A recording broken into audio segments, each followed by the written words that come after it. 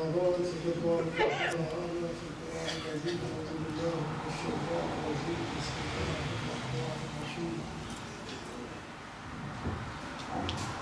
ورفعنا لك ذكرك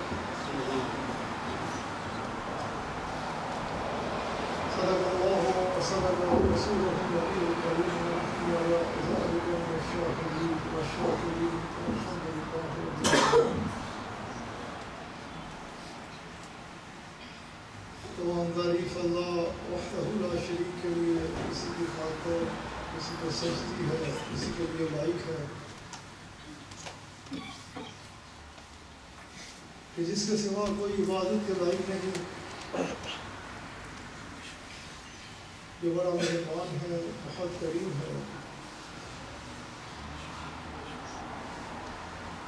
حد سے زیادہ نوازنے والا، کرم فرمانے والا، توبہ کو قبول فرمانے والا، گناہوں کا معاف فرمانے والا، درجات کو بلند فرمانے والا، بے پناہ بلند و والا شان والا بادشاہ کو جس کے فضل و کرم کی نہ تو کوئی انتہا تھی، نہ ہے اور نہ ہو سکتی ہے، جس کا فضل اس کے غضب کے اوپر حاوی ہے، جس کے کرم کے ساتھ سارے معاملات مشروط ہیں، کہ جسے وہ دینا چاہے کوئی روک نہیں سکتا، جسے وہ روک دے کوئی دے نہیں سکتا،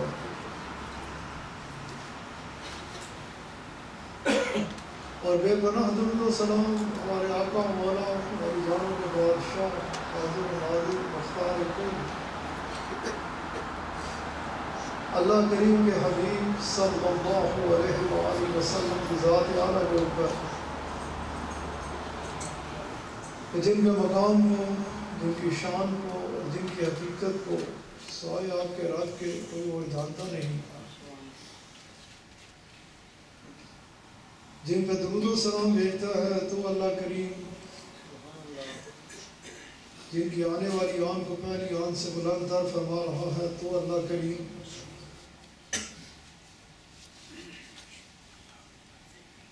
جن کے چہرے مبارک کو ہر وقت، ہر لحظہ، ہر آن اپنی نگاہوں کا محور و مرکز بنا کے رکھے ہوئے ہے تو اللہ کریم، جن کے ذکر پاک کو خالصتاً آپ ہی کی خاطر بلند فرمانے کا اعلان فرمائے تو اللہ کریم،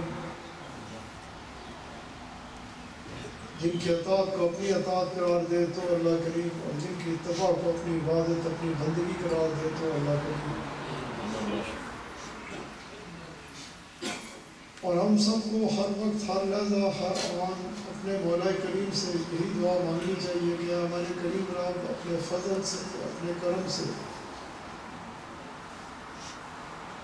ہم سب کو اپنے حبیب صلی اللہ علیہ وآلہ وسلم کی ایسی کامل اتباع نصیب فرمائے کہ جو ذریعہ بن جائے ہم سب کے لیے اپنے آقا علیہ السلام کی خوشنودی کو پاتے ہوئے اپنے رب کی رضا کو حاصل کرنے کا، اور کامیاب وہی ہے، فلاح اسی نے پائی کہ جس نے اپنی زندگی کو رسول اللہ صلی اللہ علیہ وآلہ وسلم کے احکامات و فرمودات کے تابع بسر کیا۔ الحمدللہ اس کے فضل، اس کے کرم اور اس کی عطا کردہ توفیق کے ساتھ اس وقت ہم اس خوبصورت یوم مبارک پر، جمعۃ المبارک کے دن، اپنے رب کے حضور حاضر ہیں، اس کے فضل و کرم کے ساتھ۔ جمعۃ المبارک جیسے بھی مجھ سے قبل شیراز صاحب فرما رہے تھے،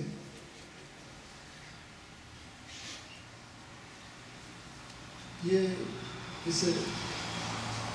سید الایام بھی کہا جاتا ہے، مومنین کے لیے عید کا دن بھی کہا گیا۔ قرآن کریم میں اللہ کریم نے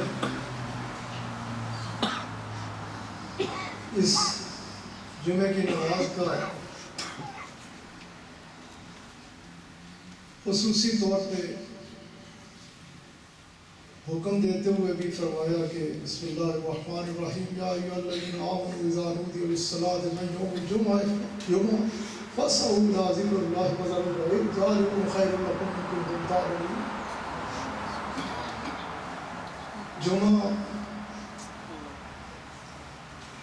جمعہ کی نماز،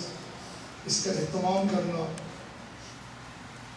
رسول اللہ صلی اللہ علیہ وآلہ وسلم آپ علیہ الصلوۃ والسلام خصوصی طور پہ حکم فرمایا کرتے غلاموں کو، جنہیں میں اور آپ صحابہ کرام رضوان اللہ تعالی علیہم اجمعین کے نام سے یاد کرتے ہیں کہ اہتمام کیا کرو جمعے کی نماز کا۔ جمعے کو غسل کرنا، صاف ستھرے کپڑے پہننا، پھر اس چیز کا خیال رکھنا کہ آج ایک ایسا دن ہے، ایسا یوم ہے کہ جس پر ہم نے لبیک کہتے ہوئے سب کچھ چھوڑ کے اپنے رب کے حضور حاضر ہونا ہے، اس کے حبیب علیہ الصلوۃ والسلام کے احکامات و فرمودات کو سامنے رکھ کے اس کے دربار میں حاضری لگانی ہے، اس کے اور پھر جب بندہ اپنے رب کے احکامات اور رسول اللہ صلی اللہ علیہ وآلہ وسلم کے فرمودات کو سامنے رکھتے ہوئے لبیک کہتا ہے تو اس پہ اللہ تعالیٰ کا بے پناہ فضل و کرم شامل حال ہوتا ہے۔ اس کے ہم سوچ بھی نہیں سکتے، ہمارا وہم و گمان بھی وہاں تک نہیں جا سکتا کہ جب ہم، کیونکہ یہ تو سب کو پتہ ہے کہ رزاق وہی ہے، پالنے والا وہی ہے، کھلانے والا وہی ہے، دینے والا وہی ہے، کھلانے والا وہی ہے، تو جب ہم اس کے احکامات و فرمودات کو سامنے رکھ کر اس طرف چلتے ہیں، اس کے احکامات کو سمجھتے ہوئے اس کے احکامات پر عمل کرتے ہیں، تو اس کے ذریعے سے ہمارے شامل حال اس کا فضل و کرم ہوتا ہے، اور جب اس کا فضل بندے کے شامل حال ہوتا ہے تو بندہ تصور بھی نہیں کر سکتا کہ اس بندے کو، کیونکہ رب راضی، اس کو خوش خوشی مل گئی تو جو کچھ بندہ حاصل کرتا ہے، اگر بندہ زمین کے اوپر جان لے اس معاملے کو تو یقینی طور پہ ایک لمحہ بھی نافرمانی میں نہ گزارے، بلکہ ہر وقت اس کی کوشش صرف اور صرف یہ ہو کہ اس کے لمحات گزرے تو اسی حال میں گزرے کہ بس اللہ اور اس کے رسول صلی اللہ علیہ وآلہ وسلم آپ علیہ الصلوۃ والسلام نے ہمیں اس کے بارے میں کیا حکم فرمایا ہے۔ اس کو خاص طور پہ ذہن میں رکھنا چاہیے، کیونکہ اکثر و بیشتر یہ ہوتا ہے کہ جیسے باقی ایام، باقی نمازوں میں بندہ جاتا ہے، اسی طرح پاکیزگی، طہارت، یہ تو ہمارے دین کا، اس کو تو نصف ایمان کہا گیا ہے کہ بندہ ہر حال میں، ہر وقت جب بھی اپنے رب کے حضور حاضر ہو، حاضری ہے اس کے حضور، یہ حاضری ہوتی ہے، بندہ اس کے حضور پیش ہوتا ہے۔ تو ہم اگر دنیاوی حوالے سے دیکھیں تو ہماری کیا کیفیات ہوتی ہے کہ بندہ جب کسی بھی جگہ اپنے آپ کو ذہن کرنے کی کوشش کرتا ہے تو یہ خیال کرتا ہے کہ میں کس کے پاس جا رہا ہوں، کس کے ساتھ میری اس وقت میٹنگ ہے، اس حوالے سے اپنے آپ کو تیار کرنے کی کوشش کرتا ہے۔ تو نماز سے بڑھ کر کوئی چیز ایسی ہے نہیں ہے کہ جس کو کہ یہ اللہ تعالیٰ کے حضور پیشی ہوتی ہے، یہ اس کے حضور حاضری ہوتی ہے اور یہ اس کا کرم ہے۔ چلیے اچھا، یہ موضوع چل پڑا، اس کے حوالے سے مختصر سی گفتگو کرتے ہوئے خطبے کی طرف چلتا ہوں کہ یہ ہمیں بہت زیادہ ضرورت جو ہے نا جس چیز کی، وہ یہ ہے کہ ہم اس چیز کو سمجھیں کہ یہ جو 5 وقت اللہ تعالیٰ نے کرم فرمایا، احسان فرمایا ہمارے اوپر، بارہا مرتبہ ذکر فرمایا قرآن کریم میں کہ نماز کو قائم کرو، نماز پڑھو، نماز ہر حال میں پڑھنی چاہیے، اور فتنوں سے بھی مجھے اور آپ کو بچ کے رہنا چاہیے، کیونکہ رسول اللہ صلی اللہ علیہ وآلہ وسلم آپ کی نظر پاک سے کوئی چیز پوشیدہ نہ تھی، نہ ہے اور نہ ہوگی۔ آپ علیہ الصلوۃ والسلام جانتے ہیں، اور اس وقت بھی آپ کو خبر تھی کہ کیسے کیسے فتنے اٹھیں گے، کیسے کیسے لوگ اٹھ کے کہنے لگ پڑیں گے کہ یہ نماز ہے یہ۔ اسی لیے رسول اللہ صلی اللہ علیہ وآلہ وسلم آپ علیہ الصلوۃ والسلام نے بڑے واضح طور پر فرما دیا کہ نماز ویسے پڑھو جیسے مجھے پڑھتا ہوا دیکھتے ہو۔ نماز ہے ہی ہوئی رسول اللہ صلی اللہ علیہ وآلہ وسلم، آپ علیہ الصلوۃ والسلام کی اتباع، آپ کا طریقہ مبارک، آپ کی ادائیں، اسی کا نام نماز ہے۔ ہر حال میں کوشش اس عمر کی کرنی چاہیے کہ بندہ پوری کوشش کرے کہ نماز اس کے ہاتھ سے نہ جائے۔ بڑے کھلے اوقات ہیں، بڑی آسانی ہے، اس کا بڑا کرم ہے، ہمارے اوپر تو بہت بڑا احسان ہے، بہت بڑا انعام کہ ہمارے لیے تو جس طرح اس وقت ہم ادھر پڑھ رہے ہیں، اللہ کا شکر ہے، اس کا کرم، اس کا فضل، اس کا احسان۔ وگرنہ پہلی امتوں کے لیے یوں تھا کہ ان کے لیے اپنی عبادت کرنے کے لیے عبادت گاہ ضروری ہوتی تھی کہ ادھر جاتے اور پھر عبادت کرتے۔ میرے اور آپ کے اوپر کرم ہے، احسان ہے اللہ کریم کا کہ ہمارے لیے ہمارے آقا علیہ الصلوۃ والسلام آپ فرماتے ہیں کہ جب اس زمین نے میرے قدموں کو چوما، جب میرے قدم مبارک اس زمین کے اوپر لگے، نتیجہ کیا نکلا کہ اللہ تعالیٰ نے میرے قدم مبارک لگنے کی وجہ سے ہمارے آقا مولا صلی اللہ علیہ وسلم کی شان بے پناہ بڑا اور بڑا، بے پناہ بلند و بالا۔ آپ علیہ الصلوۃ والسلام فرماتے ہیں میرے قدم مبارک زمین کو لگے، زمین نے میرے قدمین شریفین کا بوسہ لیا۔ آپ علیہ الصلوۃ والسلام تشریف لائے، آپ علیہ الصلوۃ والسلام فرماتے ہیں میرے رب نے اس ساری کی ساری زمین کو تمہارے لیے مسجد بنا دیا، جہاں چاہو جس جگہ چاہو تم نماز پڑھ سکتے ہو، اس ساری کی ساری زمین کو تمہارے لیے پاک کر دیا۔ خالی پاک نہیں کیا، ہمارے آقا علیہ الصلوۃ والسلام کی شان اتنی بلند و بالا ہے، اتنی عرفہ والا ہے کہ آپ علیہ الصلوۃ والسلام فرماتے ہیں خالی یہ یوں نہیں کہ جو میرے ساتھ لگے وہ پاک ہو جاتی ہے، بلکہ جو چیز میرے ساتھ لگتی ہے وہ پاک کرنے والی بھی ہو جاتی ہے۔ جیسا کہ رسول اللہ صلی اللہ علیہ وسلم آپ فرماتے ہیں کہ جس نے مجھے دیکھا، آپ علیہ السلام فرماتے ہیں جس نے مجھے دیکھا وہ جنتی ہو گیا۔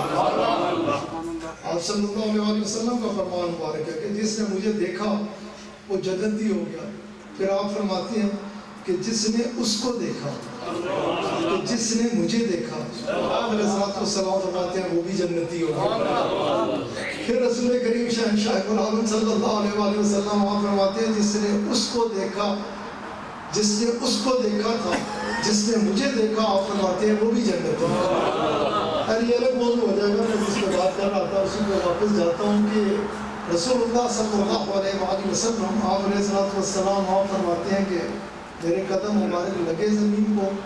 یہ ساری کی ساری پاک ہو گئی۔ خالی پاک ہو نہیں گئی، تمہارے لیے ساری کی ساری کو مسجد بنا دیا گیا۔ خالی یہاں تک نہیں بلکہ آپ علیہ السلام فرماتے ہیں یہ پاک کرنے والی بھی بن گئی۔ ہمارے لیے یہ تو تیمم کا جو بندوبست ہو گیا، پانی نہ ملے تو آپ صلی اللہ علیہ وآلہ وسلم آپ فرماتے ہیں کہ یہ تمہیں پاک کرنے والی بھی ہو گئی۔ پھر ہم جہاں ہیں، جس جگہ پر ہے، جس مقام پر ہے، یہ اللہ کا کرم ہے ہمارے اوپر۔ اللہ کریم کا رسول اللہ صلی اللہ علیہ وآلہ وسلم آپ جب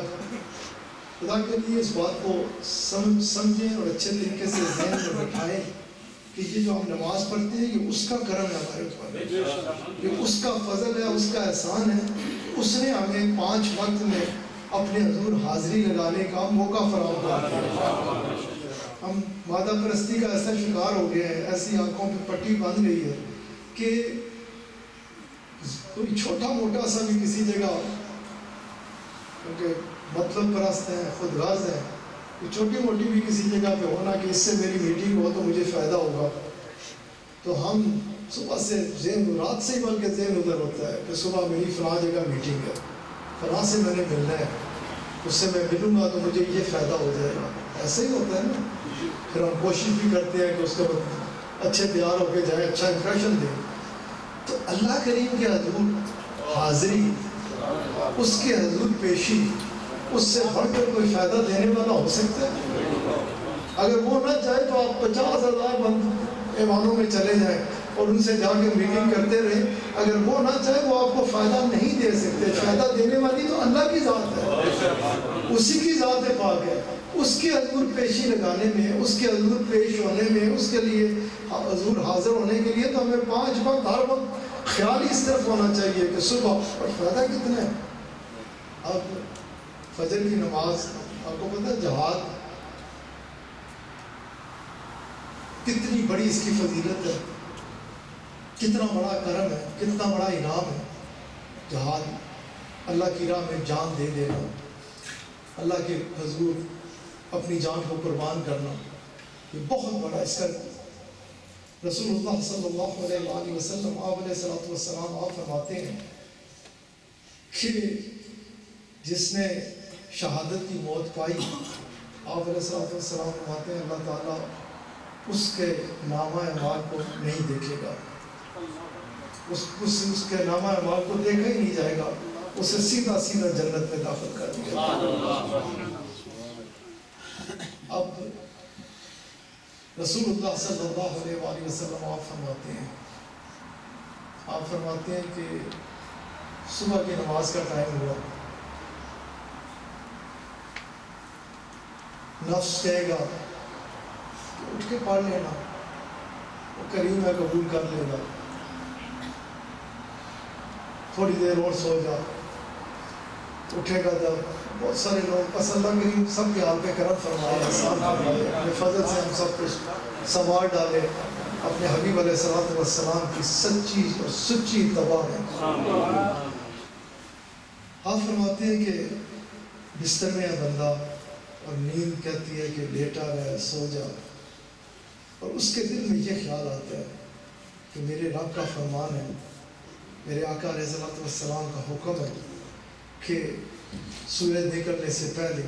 فجر کی نماز ادا کر. آپ علیہ الصلوۃ والسلام فرماتے ہیں کہ وہ اس وقت اٹھتا ہے، بستر سے اترتا ہے، جا کے وضو کرتا ہے، نماز پڑھتا ہے. آپ فرماتے ہیں میرا رب اس اپنے بندے سے اتنا خوش ہوتا ہے، اتنا راضی ہوتا ہے کہ میرا رب فرشتوں کو حکم فرماتا ہے اس کا نام ادھر ہی لکھ دو کہ کدھر کہ جو جہاد کے عالم میں. اندازہ کر سکتے ہیں میرے پیارے دوستوں، ہمیں ادھر پتہ نہیں نا، ہمیں ادھر خبر نہیں ہے کہ یہ جو ہمارے اعمال اکٹھے ہو رہے ہیں اگر یہ کھل گئے. میرے شیخ، میرے پیر و مرشد تو اکثر مجھے فرمایا کرتے ہیں کہ ہر وقت ہاتھ باندھ کے اس کے آگے یہ التجا کرتا رہے کہ یا اللہ نامہ اعمال نہ دیکھنا، اپنی رحمت کی طرف دیکھنا، اپنے کرم کی طرف. تو میں نے آپ کو بتایا پہلے کہ جہاد کا کتنا بڑا فائدہ ہے، کتنا بڑا. اور اللہ تعالیٰ فجر کی نماز کو اٹھنے والے کا نام کدھر لکھواتا ہے، کتنا کرم ہوتا ہے، کتنا احسان ہوتا ہے، کتنا انعام ہوتا ہے. پھر آپ فرماتے ہیں کہ کسی نے فجر کی نماز پڑھی اور وقت پہ ادا کی اور پھر ظہر کی نماز کا وقت آ گیا. آپ علیہ الصلوۃ والسلام آپ فرماتے ہیں کہ ظہر سے پہلے اس کا انتقال ہو گیا. رسول اللہ صلی اللہ علیہ وآلہ وسلم فرماتے ہیں اس کے اور دوزخ کے درمیان فجر کی نماز آڑ بن جاتی ہے، ڈھال بن جاتی ہے. دوزخ کی آگ کی تپش اس تک نہیں آنے دیتی، اسے بچا کے رکھتی ہے، اسے محفوظ رکھتی ہے. کس چیز سے؟ عذاب قبر کے سے. اس تک اس گرمی کو پہنچنے ہی نہیں دیتی، اس کی حفاظت کرتی ہے کہ میں اس کے اور دوزخ کے درمیان، دوزخ کی گرمی کے درمیان ڈھال بن کے رہوں گی. آپ علیہ الصلوۃ والسلام آپ ہی فرماتے ہیں کہ ظہر کی نماز کے بعد پھر وہ ظہر پڑھ لیتا ہے، ظہر یہی کام عصر تک کرتی ہے،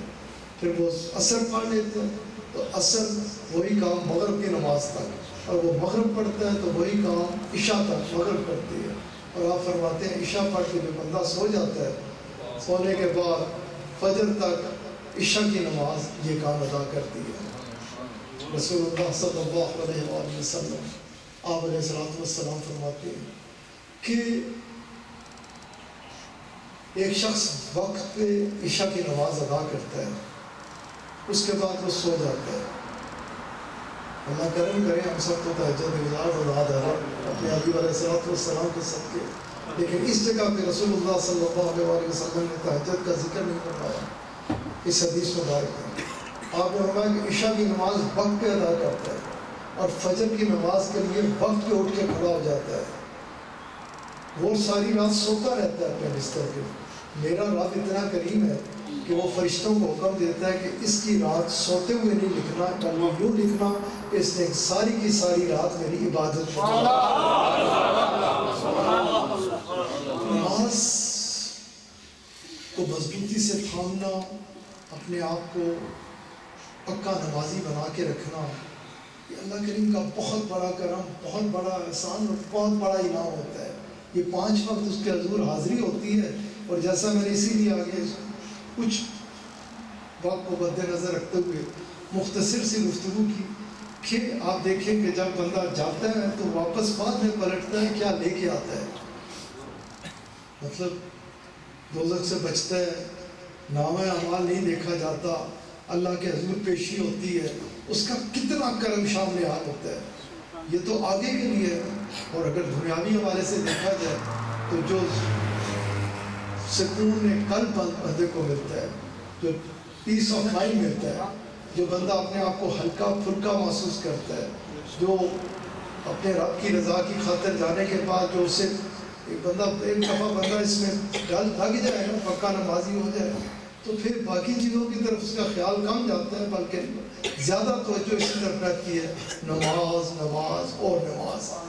بڑے کھلے اوقات ہیں. رسول اللہ صلی اللہ علیہ وآلہ وسلم آپ علیہ السلام آپ رونق افروز ہے، اور آپ علیہ السلام کی خدمت میں ایک سائل نے عرض کی کہ یا رسول اللہ صلی اللہ علیہ وآلہ وسلم کرم فرمائیے، احسان فرمائیے، میں جاننا چاہتا ہوں نماز کے اوقات، میں پکا نمازی بننا چاہتا ہوں، نماز کے اوقات کیا ہیں. میں آپ سے ہی چاہتا ہوں کہ آپ مجھے فرمائیں کہ نماز کے اوقات کیا ہیں. آپ علیہ السلام آپ نے فرمایا کہ رک جاؤ، قیام کر ادھر میرے پاس. اگلے دن صحابہ کرام رضوان اللہ تعالی علیہم اجمعین فرماتے ہیں کہ رسول اللہ صلی اللہ علیہ وآلہ وسلم آپ علیہ السلام نے فجر کی نماز پڑھائی. ویسے تو آپ علیہ السلام ہمیشہ فجر کی نماز، حدیث مبارکہ میں آتا ہے کہ رسول اللہ صلی اللہ علیہ وآلہ وسلم آپ کے پیچھے جب ہم نماز پڑھتے ہیں، صحابہ کرام فرماتے ہیں کہ ہم آپ کے پیچھے نماز پڑھتے، اور پڑھنے کے بعد جب ہم باہر آتے تو باہر اتنا اندھیرا ہوتا کہ اگر ہم یہ چاہتے کہ ہم اپنی، کیونکہ ادھر اس وقت خواتین بھی رسول اللہ صلی اللہ علیہ وآلہ وسلم آپ علیہ السلام کے پیچھے نماز ادا کرتی تھی، وہی تسلسل سے چل رہا ہے سلسلہ. اور اسے روکنا نہیں چاہیے. نئے نئے فتنے ہیں، کئی جگہ پر یہ بھی سلسلہ شروع ہو گیا کہ عورتوں کو مسجد میں نہیں جانا چاہیے. رسول اللہ صلی اللہ علیہ وآلہ وسلم آپ علیہ السلام جب نماز پڑھاتے تو خواتین پیچھے نماز پڑھتی، مکمل طور پہ صحابہ کرام اپنے بچوں کو، خواتین کو لے کر آتے. یہی تسلسل سے دونوں رمضان شریف میں جو آپ دیکھتے ہیں اسی تسلسل سے یہ سلسلہ چل رہا ہے. جس طرح مرد کے لیے حکم ہے کہ وہ جائے اور ہر حال میں پڑھے، اس طرح عورت کے لیے نہیں، اس کے لیے گنجائش رکھی گئی ہے، وہ گھر میں بھی پڑھ سکتی ہے. لیکن اگر وہ جا کے باجماعت پڑھتی ہے تو اس کی فضیلت اپنی جگہ پر مسلمہ ہے. اس کو اسی طرح جس طرح مرد کو ثواب ملتا ہے، باجماعت اسی طرح اسے بھی ثواب ملتا ہے. میں جو بات کر رہا تھا کہ رسول اللہ صلی اللہ علیہ وآلہ وسلم آپ اول وقت میں زیادہ نمازیں پڑھایا کرتے. صحابہ کرام فرماتے ہیں کہ ہم آپ کے پیچھے فجر کی نماز پڑھ کے باہر نکلتے تو باہر اتنا اندھیرا ہوتا کہ اگر ہم یہ خیال کرتے کہ اگر ہم ادھر سے ہی اپنے کھجوروں کے باغ میں چلے جائیں، فصل پہ چلے جائیں، اپنے کام پہ چلے جائیں، کہیں سفر پہ جانا ہے چلے جائیں، اور ہم یہ خیال کرتے ہوئے اس طرف جاتے جدھر سے خواتین ہوتی، تو وہ کہتے ہیں کہ اتنا اندھیرا ہوتا کہ ہم اس اپنی اہلیہ کے چہرے کو دیکھ نہ پاتے، اتنا دیر اتنی جلدی رسول اللہ صلی اللہ علیہ وآلہ وسلم آپ فجر کی نماز پڑھا دیا کرتے تھے۔ اسی حوالے سے اکثر و بیشتر ہوتا ہے کہ صفوں میں اگر بچوں کو دیکھا جائے تو ایک دم کوشش کرتے ہیں کہ اسے نکال دیا جائے اور پیچھے بھیج دیا جائے کہ اسے بالغ لوگوں کے صف میں نہ کھڑے ہونے دیا جائے۔ یہ رسول اللہ صلی اللہ علیہ وآلہ وسلم آپ جب نماز پڑھاتے تو پہلے مرد بالغ ہوتے، پیچھے بچے ہوتے اور پھر پیچھے خواتین ہوتی تھی، اس لیے ان بچوں کو ادھر کھڑا کر دیا جاتا بیچ میں حد رکھنے کے لیے۔ ایسا کوئی شرم کوئی حکم نہیں ہے کہ اگر مطلب بڑی زیادتی کی جاتی ہے، وہ معصوم بچہ باپ اسے بڑے شوق سے لے کے آتا ہے کہ اس کو عادت پڑ جائے، ساتھ کھڑا کرتا ہے، ادھر مولوی صاحب چاڑ کے کہتے ہیں اس کے پیچھے بھیج دو۔ اب وہ ظاہر ہے بیچارہ وہ بندہ ہے، اس کا ذہن اپنے بچے کی طرف خیال رہے گا کہ وہ میں پیچھے چلا گیا، پتہ نہیں کہیں باہر نہ چلا جائے، کہیں کھڑا رہے، اس کا دھیان بجائے اپنے رب کی طرف ہونے کے دھیان اس طرف چلا جائے گا۔ تو ایسا کوئی شرم کسی قسم کا کوئی حکم نہیں ہے، آپ اپنے بچے کو اپنے ساتھ لے کے جائیں، ساتھ کھڑا کر سکتے ہیں۔ وہ اس چیز کو سمجھ نہیں پائے کہ اصل میں حکم کیا تھا۔ اس وقت یہ حکم ہوتا تھا کہ بیچ میں حد قائم کرنے کے لیے بالغ مرد، بچے، معصوم اور پھر پیچھے خواتین ہوتی تھی۔ لیکن ادھر بھی رسول اللہ صلی اللہ علیہ وآلہ وسلم نے کبھی بھی یہ حکم نہیں فرمایا کہ اس بچے کو اٹھا کے پیچھے بھیج دو۔ وہ ایک طریقہ تھا، اس کے مطابق لا کے کھڑے کر دیے جاتے، پیچھے معصوم بچے، آگے مرد ہوتے۔ رسول اللہ صلی اللہ علیہ وآلہ وسلم آپ تو بچوں کو جو شفقت دیتے، جو محبت دیتے،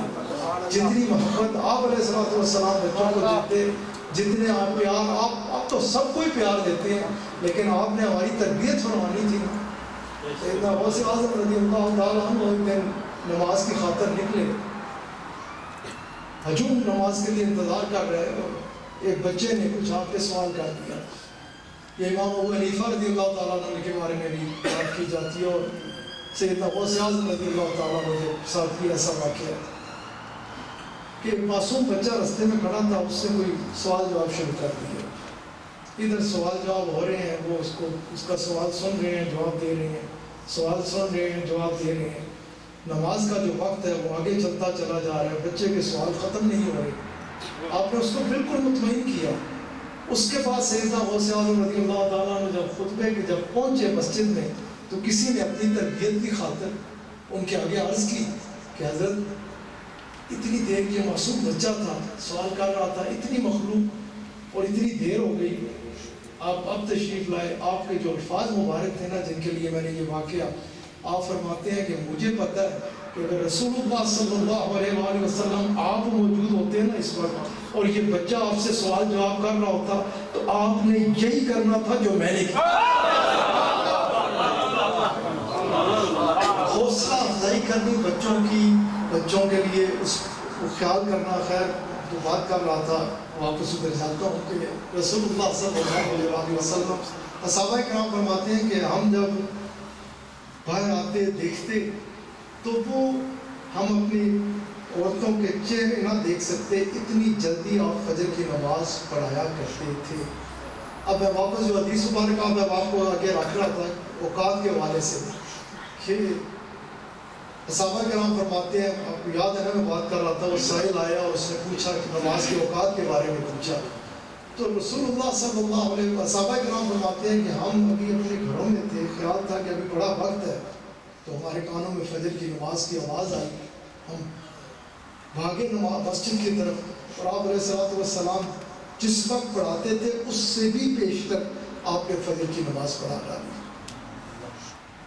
آپ اسی طرح صحابہ کرام فرماتے ہیں کہ ظہر کی نماز کا وقت آیا، سورج ذرا سا اوپر سے ہو کے تھوڑا سا آگے ہوا، ہمارے کانوں میں اذان کی آواز آئی، ہم بھاگے، رسول اللہ صلی اللہ علیہ وآلہ وسلم آپ نے ظہر کی نماز پڑھا دی۔ سورج ڈھلنے سے کی طرف گیا، ابھی غروب آفتاب میں بہت وقت باقی تھا، اور عصر کی نماز کا آپ کو پتہ ہے قرآن کریم میں حکم بھی ہے، خیال کرنا، اس کا بہت زیادہ دھیان رکھنا۔ اکثر و بیشتر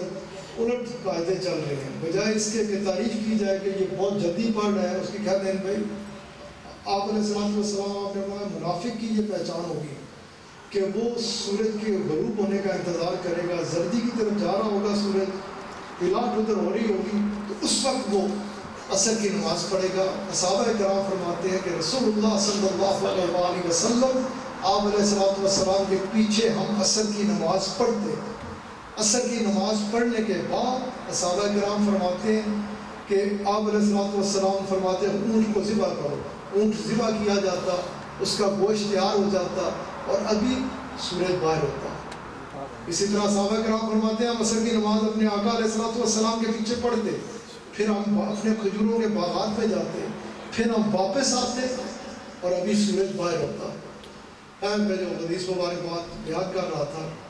میں ساتھ ساتھ اس لیے یہ حدیث مبارکہ ساتھ ساتھ مسلم شریف کی حدیث ہے، آپ علیہ السلام صحابہ کرام حضرت ابو ہریرہ رضی اللہ تعالیٰ عنہ راوی ہیں کہ آقا علیہ السلام کو ہم نے جس طرح نمازیں پہ آپ علیہ السلام کے پیچھے نماز پڑھتے ہوئے جلدی اول وقت میں آپ علیہ السلام نماز پڑھاتے، صحابہ کرام فرماتے ہیں کہ رسول اللہ صلی اللہ علیہ وسلم آپ فرمایا کہ اگر لوگ جان لیں کہ اول وقت پڑھنے میں کتنی فضیلت ہے تو وہ ایک دوسرے پہ سبقت لے جانے کی کوشش کریں، منتظر رہے کہ میری نماز سب سے پہلے ہو جائے۔ خیر رسول اللہ صلی اللہ علیہ وسلم نے اس نے عصر کی نماز پڑھائی، صحابہ کرام فرماتے ہیں کہ جس وقت آپ پڑھاتے تھے اس سے بھی پیشتر پڑھا دی، سورج غروب ہوا اسی وقت آپ علیہ السلام نے مغرب کی نماز پڑھائی، اور اس کے لیے بھی رسول اللہ صلی اللہ علیہ وسلم آپ فرماتے ہیں کہ جب تک میری امت مغرب پڑھنے میں دیر نہیں کرے گی، غروب آفتاب کے ساتھ ہی مغرب پڑھے گی، اس وقت تک اللہ کا اس وقت تک اس کے شامل حال اللہ کا بہت فضل رہے گا، بہت کرم رہے گا، اللہ تعالیٰ ان پہ کرم فرمائے گا کہ یہ مغرب کی نماز میں دیری نہیں کریں گے۔ پھر آپ ایسے آج کل گھنٹے آ گئے ہیں، اس کو سامنے رکھتے ہوئے مغرب کی غروب آفتاب کے تقریباً 1 گھنٹہ گزرنے کے بعد عشاء کی نماز کا وقت شروع ہو جاتا ہے۔ یہ جو حدیث مبارک میں آپ کے آگے بات کر رہا ہوں، صحابہ کرام فرماتے ہیں کہ رسول اللہ صلی اللہ علیہ وآلہ وسلم نے مغرب کی نماز پڑھانے کے بعد ابھی سرخی جا رہی تھی، آپ علیہ السلام نے عشاء پڑھا دی۔ پھر اگلے دن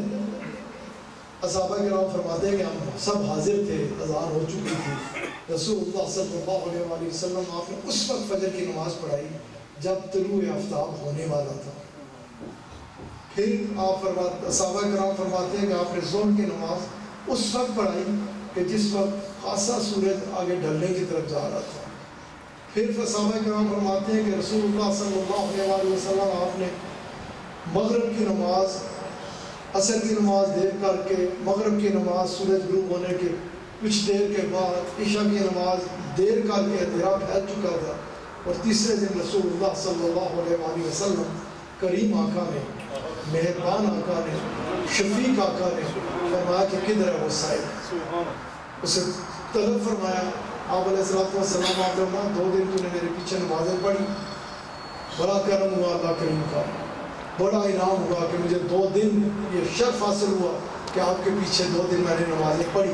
آپ علیہ السلام آپ نے فرمایا کہ دونوں دن کے اوقات دیکھ لیں، ان کے درمیان میں جس وقت بھی تو نماز پڑھے گا میرا رب تیری نماز کو قبول فرمائے گا۔ کھلے اوقات ہیں، بڑے آرام سے پڑھ سکتے ہیں، بہت آسان ہے۔ نماز ادا کرنا نماز کا شوق پیدا کرے، نماز کو ہمیشہ اس کا انعام سمجھے۔ رسول اللہ صلی اللہ علیہ وآلہ وسلم آپ جب معراج سے واپس تشریف لائے تو رسول اللہ صلی اللہ علیہ وآلہ وسلم آپ کو معراج حاصل ہوئی، اپنے رب کے حضور حاضر ہوئے، اپنے